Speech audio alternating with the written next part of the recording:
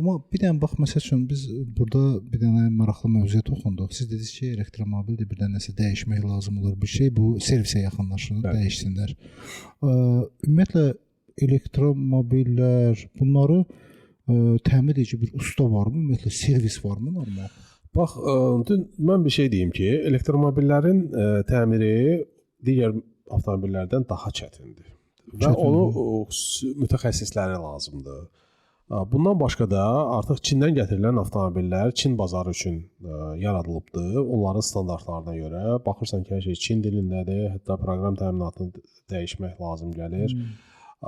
Və qeyri-rəsmi bu kanallarla gətirilibsə, avtomobildə problem yarananda adam rəsmi servisə müraciət edə bilmir. Müraciət etsə də oradan o kömək edə bilmirlər. Çünki onların Çin bazarı üçün yaradılmış avtomobillərin proqram təminatı, onun ehtiyat hissələri yoxdur.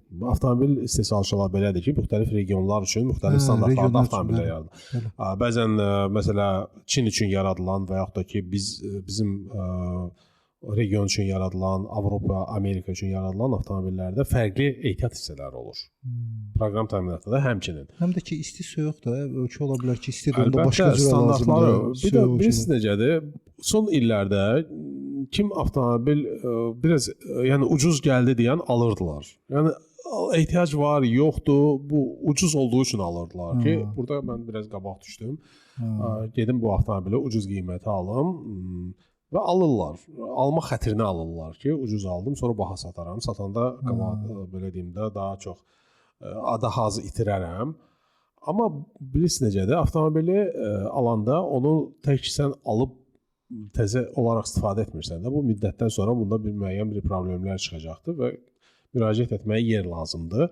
Elektromobillərin və hibridlərin belə bir məsələsi var ki, onlar yalnızca xüsusiləşdirilmiş servislərdə təmir və yaxud da ki təmir etdirmək lazımdır.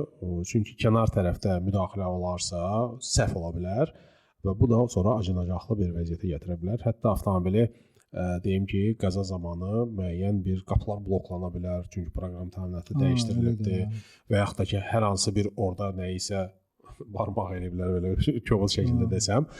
Yəni, ehtiyatlı olmaq lazımdır. Bugün avtomobil əslində bir lüks göstərici olsa da təhlükə mənbəyidir. Yəni, onu hələ də insanlar başa düşmürlər ki, avtomobilin özü böyük bir təhlükə mənbəyidir.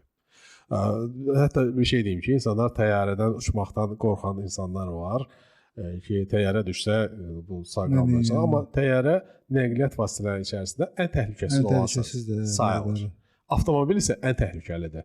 Hətta bəzən məsələn indi mototsikllə qarşılaşdıranda deyirlər ki, mototsikldır, üstü açıqdır, heç nə olmur, amma avtomobil də mototsikl qədər təhlükəlidir. Yəni ikisinin də təhlükəsi eyni səviyyədədir.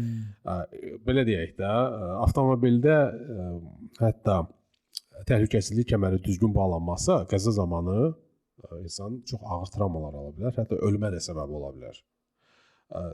Oturacağı düzgün ayarlamayıbsa, yenə də həmçinin sükanı düz tutmursa, bu da şeydir. Yəni bunların hamısının qaydaları var. Hamısı təsir edir. Amma çox adam bunu belə deyim ki, göz ardına vurur, düşünmür, sürəti artırır, təhlükəsizliyə baxmır. Bugün deyəlim ki, bizdə sürücü və öndəki sərnişinin təhlükəsizlik kəməri bağlanmaq məcburiyyət var. Əsasən sürücülər üçündür. Amma arxada oturanlar təhlükəsizlik kəmərini bağlamırlar. Düşünürlər ki, polis bir söz deməyəcəkdir, arxada təhlükəsizdir. Nə ola bilər ki? Amma avtomobildə arxada, öndə olan oturacaqlar hamısı təhlükəlidir. Yəni qəza zamanı insanlar orada çox ağır travmalar ala bilər. Çünki belə bir araşdırmalar var, yəni bu fizikadır.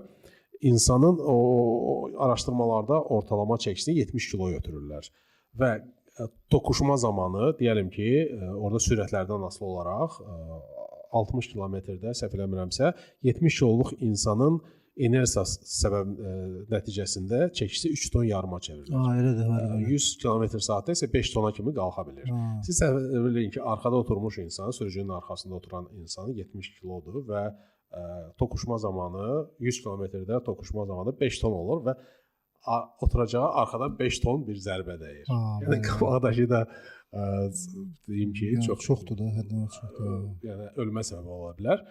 Ona görə arxada oturanlar da mütləq kəməri taxmalılar. Bir məsələyə toxunum. Məsələn, çox zaman mən hamı görürük də, siz də görürsüz, mən də görürəm ki, məsələn, kimsə oturur öndə, uşağı da qucağında tutur. Körpə uşaqdır. Və düşünmürlər ki, məsələn, qəza zamanı, toqquşma zamanı o çox ağır qəza olar. İcazə yoxdur amma. İcazə yoxdur, amma eləyənlər var. Hətta özünü kəmərlə bağlasa da qucağında tutmuş uşaq nə olur? Deməli, eyni şeyi götürək. 50 km/saatda toqquşma zamanı qucaqda olan 15 kiloluq uşaq 300-400 kiloya çevrilir. Əldə kim onu 300-400 kilonu saxlaya bilər. Uşağın da bədəni, sümükləri zəif olduğu üçün başı da həmçinin, yəni bu ölümlə nəticələnə bilər.